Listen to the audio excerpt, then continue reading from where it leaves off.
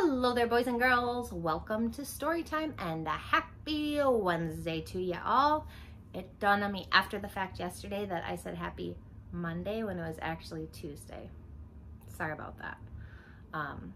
Apologize for any inconvenience. But moving on, oh my goodness, look what I found, a baby.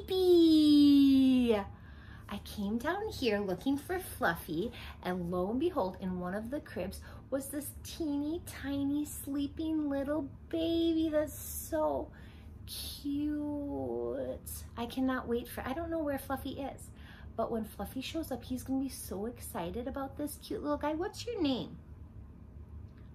Fuzzy.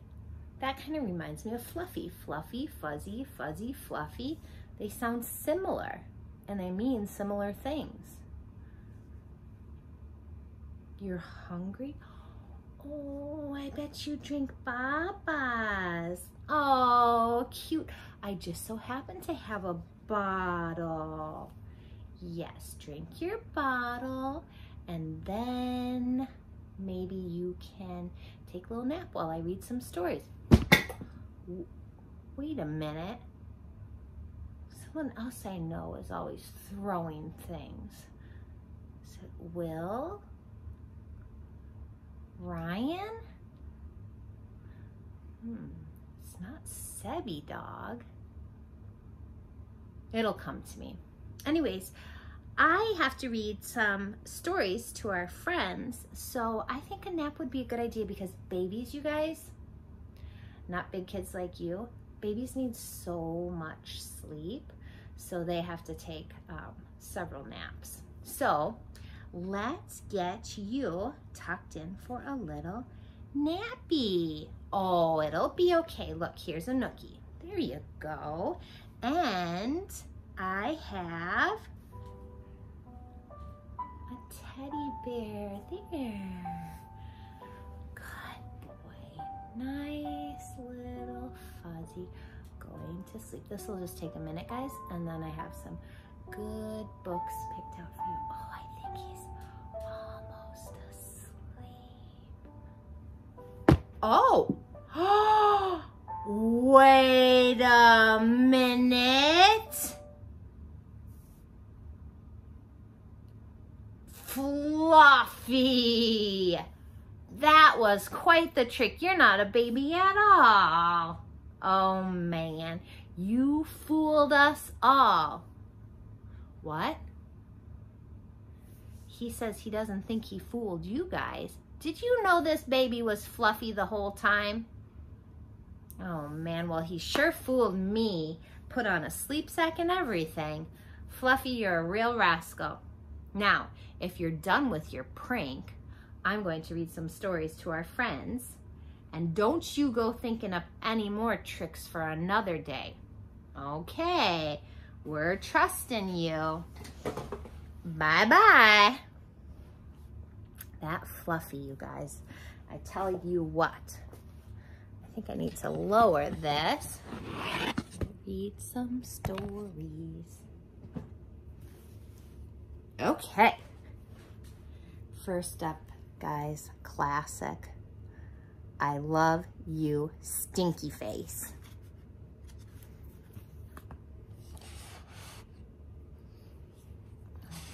Little bit, get it just right. Mama said, I love you, my wonderful child, but I had a question. Mama, what if I were a big, scary ape? Would you still love me then? If you were a big scary ape, I would make your birthday cake out of bananas and I would tell you, I love you, my big scary ape. But mama, what if I were a super smelly skunk and I smelled so bad that my name was Stinky Face? Then I'd plunk you in a bubble bath. But if you still smelled stinky, I wouldn't mind. I'd whisper in your ear, I love you, Stinky Face. But mama, what if I were an alligator with big, sharp teeth? I'd buy you a bigger toothbrush. And if your throat hurt, I'd look inside your huge mouth. I'd tell you, I love you, my dangerous alligator. But Mama, what if I were a terrible meat-eating dinosaur? Then I'd make you a mountain of hamburgers. To eat, I'd say, I love you, my sweet, terrible dinosaur. That's a lot of burgers. But Mama, what if I were a swamp creature with slimy, smelly seaweed hanging from my body? Then I would live by the swamp and take care of you always. I'd tell you, I love you, my slimy swamp monster. But Mama, what if I were a green alien from Mars and I ate bugs instead of peanut butter? Then I would fill your lunchbox with spiders and ants and the tastiest bugs you ever had. And I'd pack a note with all the bugs that said, I love you, little greenie. Bon appetit.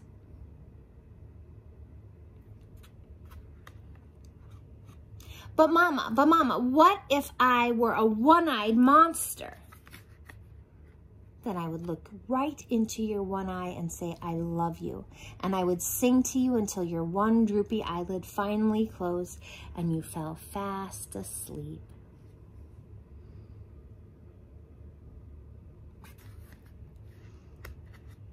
I love you, Mama.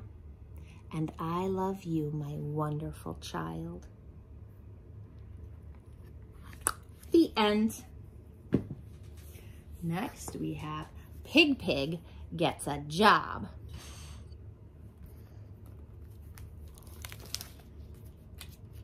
Remember our book, Pig Grows Up? I'll have to look for that one.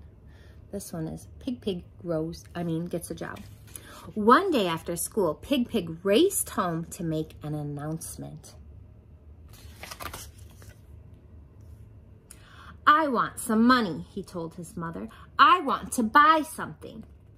What do you want to buy, dear? Pig's mother asked. I don't know yet, Pig answered, but something. And what will you do to get this money? Said his mother. Do, said Pig. Do, said his mother. If you want some money, you must do something to earn it. Like work? Like a job? Exactly, said his mother. Any ideas? Pig thought for a moment. Well, I could be a cook, he said. I'm good at making mud pies. You certainly are, his mother agreed. But not everyone likes mud pies. Maybe you could fix some sandwiches for our lunch. Ooh, I could get a job building houses, said Pig. I could use the hammer and saw that I got for my birthday. You might start with something small, suggested his mother. A birdhouse would look nice in the yard.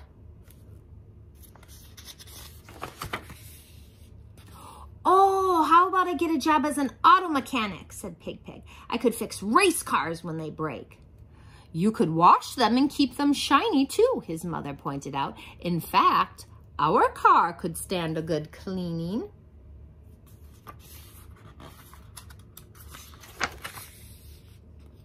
Or I could get a job at the dump, said Pig, picking up trash and crushing it. Picking up your room would be good practice, urged his mother, but please don't crush anything.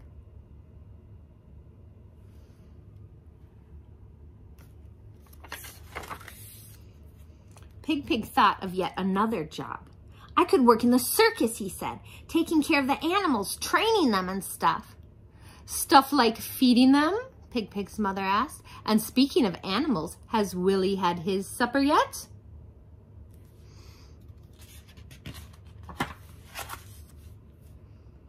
I have a great idea, shouted Pig.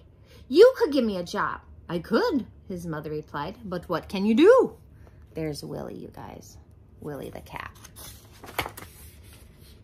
Do, cried Pig. Why, I can do plenty. I can feed Willie every day and clean my room and wash the car and fix it when it breaks down. Washing it will be enough, interrupted his mother. Is there anything else? There sure is, Pig went on. I can fix lunch sometimes and build things when we need them, like a bookcase or a birdhouse. Splendid, said Pig's mother. I could pay you and you would have money to save or to buy something you want. And we could call those things my job, said Pig proudly. We could, said his mother, and we will. And they did. The end. We got another baby book. Hair.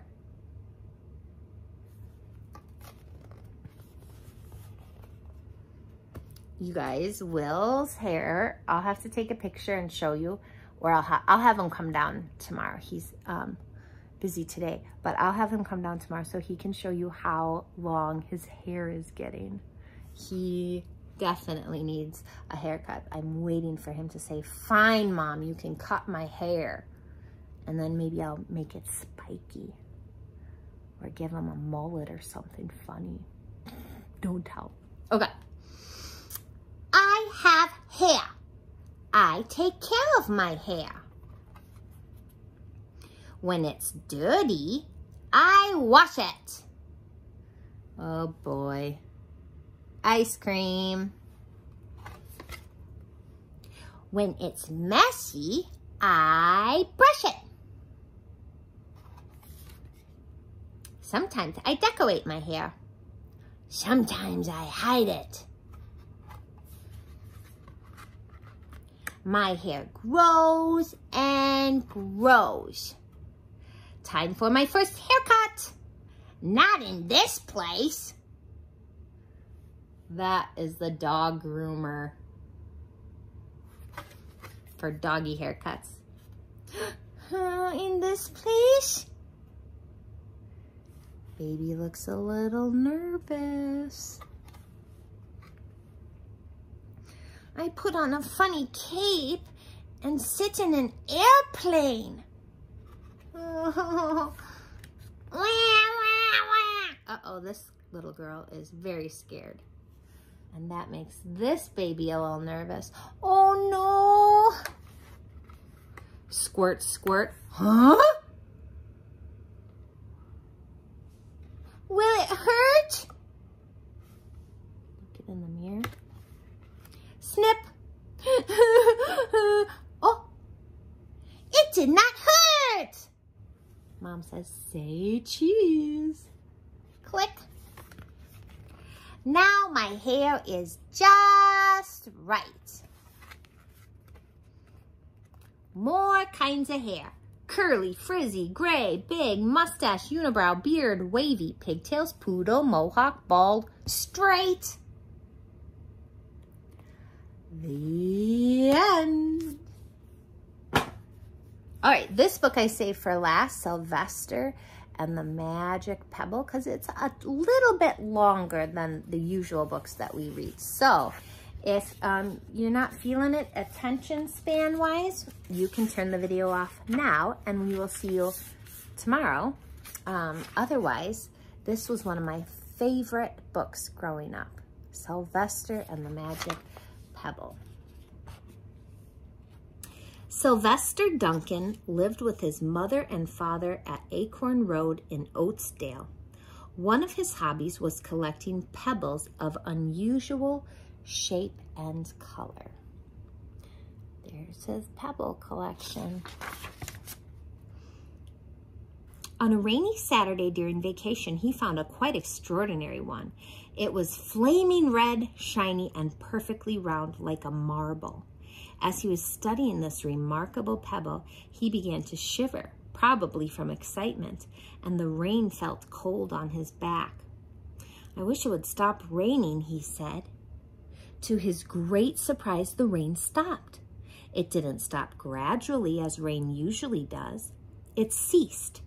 The drops vanished on the way down. The clouds disappeared. Everything was dry, and the sun was shining as if the rain had never existed.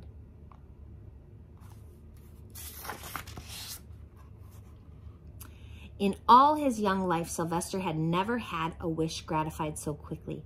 It struck him that magic must be at work, and he guessed that the magic must be in the remarkable-looking red pebble, where indeed it was. To make a test, he put the pebble on the ground and said, "I wish it would rain again."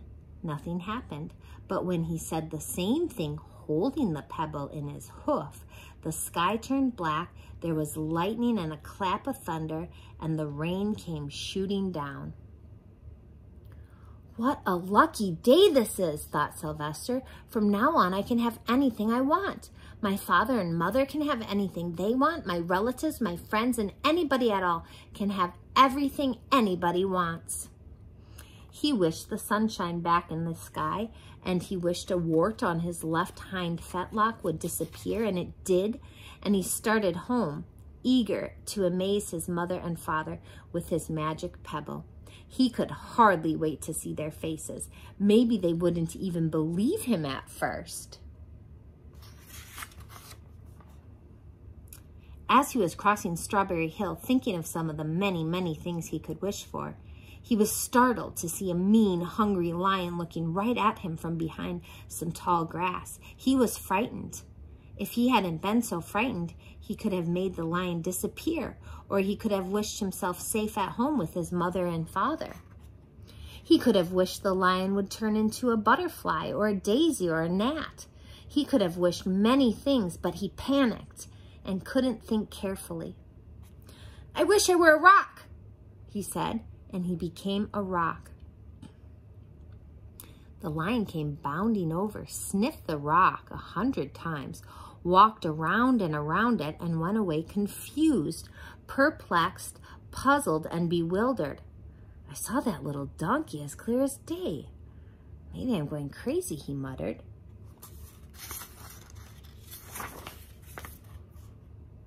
And there was Sylvester, a rock on Strawberry Hill, with the magic pebble lying right beside him on the ground, and he was unable to pick it up. "Oh, how I wish I were myself again," he thought, but nothing happened. He had to be touching the pebble to make the magic work, but there was nothing he could do about that. His thoughts began to race like mad. He was scared and worried. Being helpless, he felt hopeless. He imagined all the possibilities, and eventually he realized that his only chance of becoming himself again was for someone to find the red pebble and to wish that the rock next to it would be a donkey. Someone would surely find the red pebble. It was so bright and shiny. But what on earth would make them wish that a rock were a donkey? The chance was 1 in a billion at best. Sylvester fell asleep. What else could he do? Night came with many stars.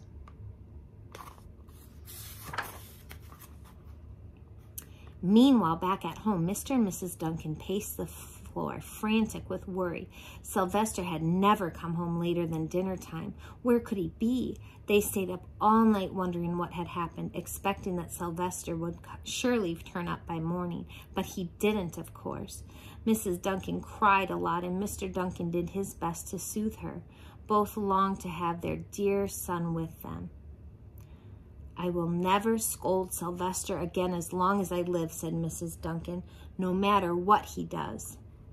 At dawn, they went about inquiring of all the neighbors. They're asking the neighbors, "Have you seen Sylvester?" They talked to all the children, the puppies, the kittens, the colts, the piglets. No one had seen Sylvester since the day before yesterday. They went to the police. The police could not find their child. All the dogs in Oatsdale went searching for him. They sniffed behind every rock and tree and blade of grass, into every nook and gully of the neighborhood and beyond, but found not a scent of him. They sniffed the rock on Strawberry Hill, but it smelled like a rock. It didn't smell like Sylvester.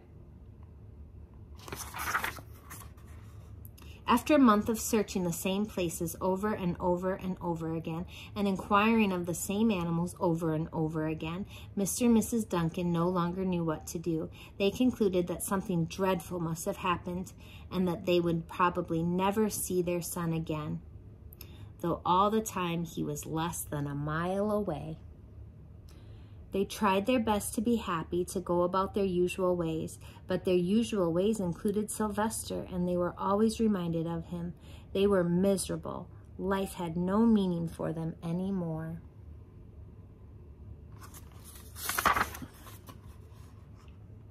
Nights followed day, and day followed night, over and over and over again. Sylvester on the hill woke up less and less often. When he was awake, he was only hopeless and unhappy.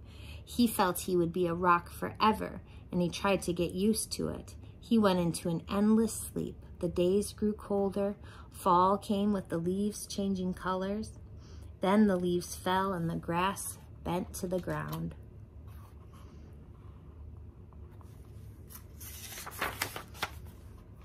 Then it was winter. The winds blew this way and that. It snowed. Mostly the animals stayed indoors, living on the food they had stored up. One day, a wolf sat on the rock that was Sylvester and howled because he was hungry. Then the snow melted. The earth warmed up in the spring sun and things budded. Leaves were on the trees again. Flowers showed their young faces. One day in May, Mr. Duncan insisted that his wife go with him on a picnic. "Let's cheer up," he said. "Let us try to live again and be happy, even though Sylvester, our angel, is no longer with us." They went to Strawberry Hill. Mrs. Duncan sat down on the rock. The warmth of his own mother sitting on him woke Sylvester up from his deep winter sleep. How he wanted to shout, "Mother, Father, it's me, Sylvester, I'm right here."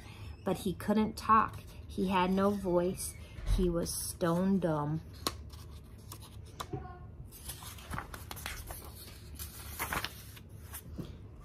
Mr. Duncan walked aimlessly about while Mrs. Duncan set out the picnic food on the rock. Alfalfa sandwiches, pickled oats, sassafras salad, Timothy compote. Suddenly, Mr. Duncan saw the red pebble. "What a fantastic pebble," he exclaimed. "Sylvester would have loved it for his collection." He put the pebble on the rock. They sat down to eat. Sylvester was now as wide awake as a donkey that was a rock could possibly be. Mrs. Duncan felt some mysterious excitement. "You know, Father," she said suddenly, "I have the strangest feeling that our dear Sylvester is still alive and not far away." I am, Sylvester wanted to shout, but he couldn't. If only he had realized that the pebble resting on his back was the magic pebble. "Oh, how I wish he were here with us on this lovely May day," said Mrs. Duncan. Mr. Duncan looked sadly at the ground. "Don't you wish it too, Father?" she said. He looked at her as if to say, "How can you ask me such a question?" Mr. and Mrs. Duncan looked at each other with great sorrow. "I wish I were myself again. I wish I were my real self again," thought Sylvester.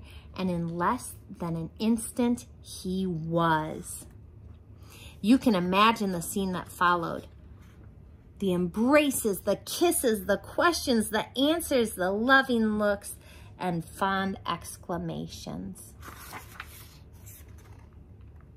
When they had eventually calmed down a bit and had gotten home, Mr. Duncan put the magic pebble in an iron safe. Someday they might want to use it, but really for now, what more could they wish for? They all had all that they wanted. The end. Bye-bye, book. Alrighty, boys and girls. I will see you tomorrow. Mwah, mwah.